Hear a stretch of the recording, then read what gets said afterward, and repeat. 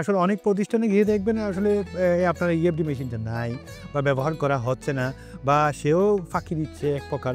আর দ্বিতীয়ত আমরা এমনও পাই যে আপনি যে কথাটা বললেন আসলে সে জনগণ থেকে বা ক্রেতাদের থেকে বা ভোক্তাদের কাছ থেকে নিচ্ছে বা সে আসলে কি জমা দিচ্ছে কিনা সেটা আসলে এনশিওর করার জন্য বা মনিটরিং সেল আপনার আছে কিনা বা প্রতিনিয়ত কাজ করছে কিনা এই ব্যাপারটা নিয়ে। এটা নিয়েই আমাদের টোটাল রেভিনিউতে যদি আপনি চিন্তা করেন, রিটেল সেক্টরের টোটাল রেভিনিউতে খুব মেজর কন্ট্রিবিউশন আছে তা না, কিন্তু এটার স্পর্শকাতরতা অনেক বেশি, সেন্সিটিভিটি ক্যামেরা অনেক বেশি। এই কারণে আমার আপনার আত্মীয় স্বজন লোকজন তো রাস্তাঘাটে এই রিটেল সেক্টরে যায়, রেস্তোরাঁয় যায়, সার্ভিস সেক্টরে যায়, রেস্তোরাঁয় খাচ্ছে, কোনো মার্কেটে কাপড় চোপড় কিনতেছে, ওই খাতে কিন্তু ওই পরিমাণ রাজস্ব আসে না, কিন্তু সেন্সিটিভ ব্যাপার কিন্তু আসার সম্ভাবনা আছে। আছে ইএফডি যদি ঠিকমতো পারফর্ম করে, এই রিটেল সেক্টর হতে পারে ওয়ান অফ দ্য মেইন, বা প্রতিটা প্রতিষ্ঠান যদি কভার করা হয়।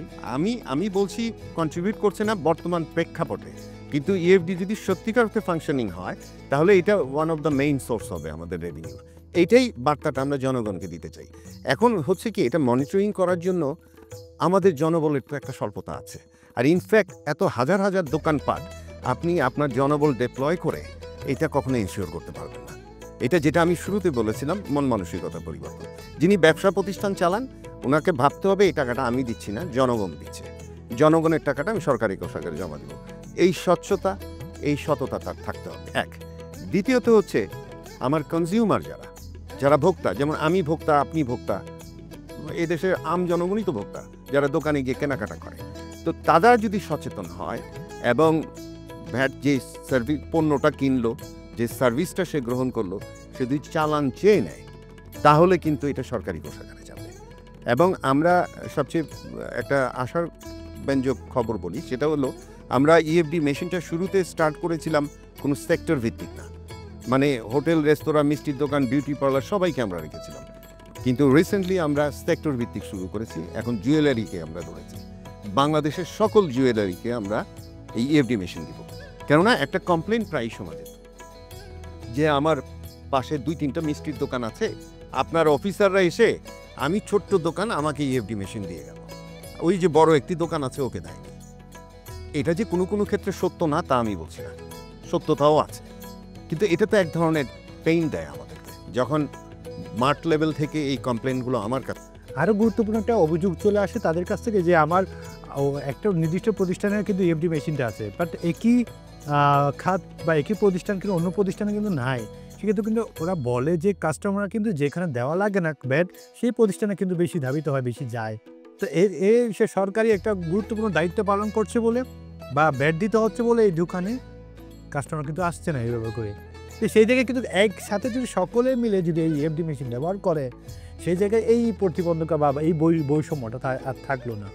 এই বৈষম্য দূর করার উদ্দেশ্যেই কিন্তু এনবিআর রিসেন্টলি এই যে ফেব্রুয়ারি থেকে টাস্ক নিয়েছে, জুয়েলারি, সকল জুয়েলারিকে আমরা এর আওতায় আনবো, তাতে কেউ কাউকে ব্লেম দিতে পারবে। এদিকে জুয়েলারি ছাড়াও যে আমাদের যেহেতু এখানে চট্টগ্রামের মধ্যে মানে ভোজন রসিক চট্টগ্রাম, প্রতিটা রেস্টুরেন্টে আপনাদের ইএফডি মেশিন আছে কিনা বা যেসব দোকান আছে বা এইসবের মধ্যে কি আপনার ইএফডি মেশিন আছে কিনা তা আসলে দেখভাল করার জন্য খুব কঠিন কোনো আপনার কৌশল আছে কিনা, আসলে তো দেখভাল তো করতেই হবে। আমরা যেটা হয়, আমরা যেমন বলেছি জুয়েলারিকে আমরা একটা মিশন হিসেবে ধরেছি, কিন্তু অন্যান্য যেই জায়গাগুলোতে আমরা মেশিন স্থাপন করেছি এবং করছি এটা কিন্তু চলমান আছে, কিন্তু জুয়েলারি হচ্ছে আমাদের প্রায়োরিটি।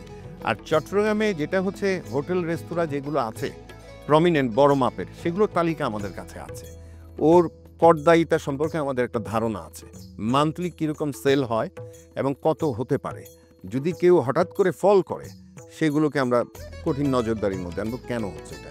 অনেক সময় আমরা এগুলো নজরদারির মধ্যে আমরা যেটা করি, সেলস ভেরিফিকেশনের জন্য অফিসার বসিয়ে দিই। যদি কেউ দেখা যায় যে সে বলছে তার প্রতিষ্ঠানটা রুগ্ন হয়ে গেছে, আগের গত বছর ভালো ছিল, এই বছর ভালো চলছে না, এটা হতেই পারে, ব্যবসার আপস অ্যান্ড ডাউনস আছে।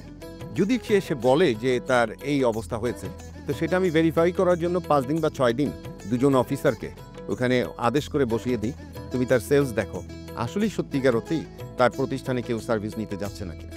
তো এই রিপোর্টের ভিত্তিতে আমরা দেখি এবং এগুলো র্যান্ডমলি আমাদের করতে হয়। আমরা ঢালাওভাবে এগুলো পারবো না, কারণ ওইরকম জনবল আমাদের নেই।